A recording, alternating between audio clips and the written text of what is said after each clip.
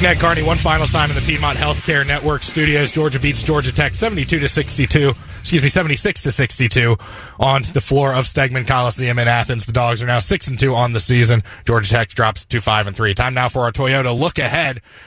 Visit your local Toyota dealer today. Toyota, let's go places. And the Dogs have 11 days off for exams. And on December 16th, a Saturday late afternoon, High Point comes to town for a 5:30 tip at Stegman Coliseum. That'll be a 5:05 pregame with Scott, Chuck, Adam, and myself.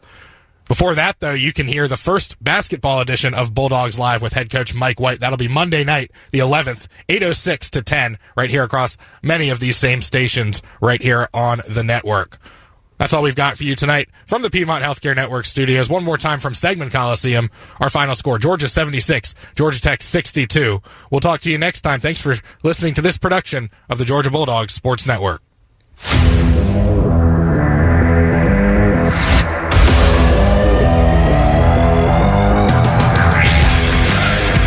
On the Georgia Bulldogs Sports Network, you've been listening to the Locker Room Report, presented by Regions.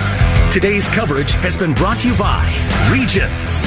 Order now for the Georgia Bulldogs Regions Visa debit card and prepaid Regions Now card at regions.com/GoDogs. Grindhouse Killer Burgers. Live fast, eat well with Grindhouse Killer Burgers. Georgia Farm Bureau. Always the home team. And by Piedmont Healthcare, the official healthcare provider of the Georgia Bulldogs. The proceeding has been a presentation of the Georgia Bulldogs Sports Network, powered by Learfield and JMI Sports.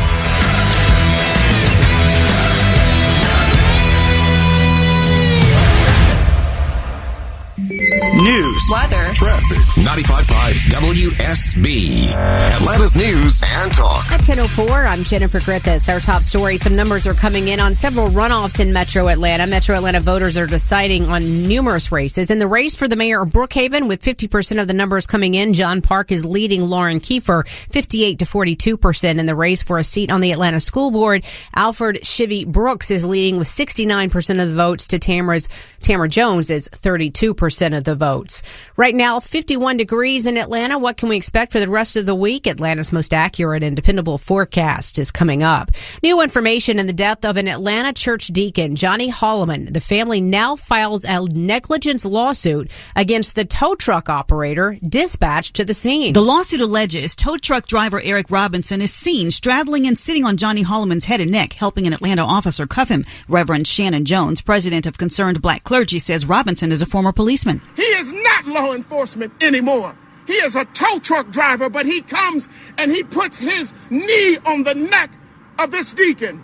And Deacon Holman loses his life. It was a nightmare. Robinson is also heard on body cam video making amped up comments about his role in the incident. Veronica Waters, 95.5 WSB. The murder retrial of former attorney Claude Tex MacGyver indefinitely halted today, a day after jury selection began. So the Georgia Supreme Court can now decide what evidence a jury can hear about MacGyver's alleged intent to shoot his wife. Fulton County Executive DA Mike Carlson. This is certainly not an unusual occurrence for our office. In fact, we have had any number of high-profile cases where we've taken evidentiary issues up on appeal pre-trial.